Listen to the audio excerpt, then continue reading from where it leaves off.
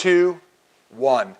I want to talk to you today about procrastination and the fact that being in college, it is so easy to be lazy. It is so easy to be slothful. It is so easy to not get things done. And the next thing you know, you're pulling an all-nighter and you're all worked up. But then the all-nighter then gets you on a really, really bad slope because then you're dead for 48 hours after you take the test.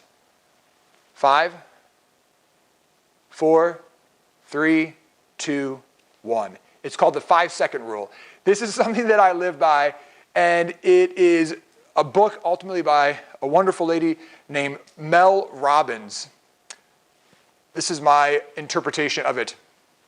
It's a tool of metacognition. So for those of you who have studied the brain, there are 2 different parts of the brain. There's the prefrontal cortex, and then there's your base ganglions. And these 2 parts actually kind of work against each other. Your prefrontal cortex is where you make decisions. It's the rational part of your brain. And the back part of your brain is actually where you have more of a sense of emotion, of feeling. And the frontal lobe, the prefrontal cortex, is what helps you to actually get things done. And we have this desire to do things. But what happens is the rest of our brain often takes over and protects us. And so we hesitate and we don't act. We have great ideas all the time, like, I should do my homework right now. It'd be really just a lot better just to take a nap right now. Hey, I should go and work on that research paper. But I could do some gaming right now. Hey, I should go to the library right now because I'll study better there. No, it's really nice and warm here just to cuddle up in bed with my book and fall asleep every 5 minutes. Hey, I should go and work out right now. I don't know, those donuts looked really good down at the buffet this morning. Maybe there's some leftover donuts that are still there at the all-you-can-eat buffet down in the cafeteria. We want to do great things, but we don't do them. There's a great trick known as the 5-second rule. That's why I keep counting backwards from 5, 4, 3, 2, 1. And what you do is when you have this idea of, hey, I need to go study, before the rest of your brain catches up with you and takes over and says, nah, don't study, you can do it later. Oh, don't work on that paper, you can do it later. Oh, don't worry about that, you'll have plenty of time to do that later. The next thing you know, the procrastination monster has consumed you, and now you have less than 36 hours before your test, and you haven't cracked a book all semester. A great thing to do is to practice the 5-second rule. The 5-second rule is simply this. When you have an impulse, an instinct, a desire to do something that's good, count backwards in your head, 5, 4, 3, 2, 1, and then get up and do it.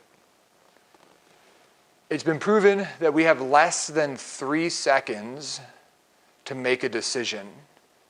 If you don't act within 3 seconds of an idea, you aren't going to do it. You see a really cute girl on the other side of the room, I should go and talk to her. If you don't act within 3 seconds, you'll never talk to her. I should get out of bed. My alarm clock is going off. If you don't do that, if you don't get out of bed in the next 3 seconds, you'll probably be in bed until noon. And you'll press the snooze button more than just once. The 5-second rule is a great way to fight procrastination. It's a great tool. Feel free to look it up on the internet, look it up on YouTube or Google, and to use that as a way to fight procrastination. I think it's also, for me, prior to me learning the 5-second rule, was also just this sense of duty. I think to really ask the question, like, why am I in college? What am I in college for? More than just the sense of, like, I'm in college because this just happens to be where I'm at today. No, I'm in college because I really do want to stretch my brain. I want to create opportunities and possibilities. I want to one day be a mom. I want to one day be a dad. I want to one day have a family. I want to one day provide for them. Well, the reality is that to do any of that, it starts with us learning to have a disciplined life. No one is ever going to be a really good mom, a really good dad, a really good business owner if they're not disciplined. And yet a life of slothfulness and a life of being very lax and very lazy is so easy in our culture and in our world, but it never breeds success. And so a big question for me all the time is like, do I really want to be successful? Do I really want to be a great mom, a great dad, a great coach? For me today, a great priest. What's the difference between really successful people and unsuccessful people? It's often the fact that they have a drive and a desire to do things, to get things done, and to make things happen. And we have to learn how to do that.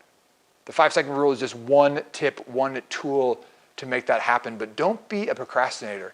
Be a person who makes things happen. Be a friend that makes things happen. How often friends, even boyfriends and girlfriends, like, what are you doing tonight? I don't know. We're just going to kind of hang out and see what happens. No. Be the friend who says, hey, you want to know what? Like, I've looked at 3 different things online today, and did you know that you can go hiking just 3 miles away from here, and there's a great park, and there's great opportunity? Like, be the person who makes things happen. But to do that, you have to fight yourself.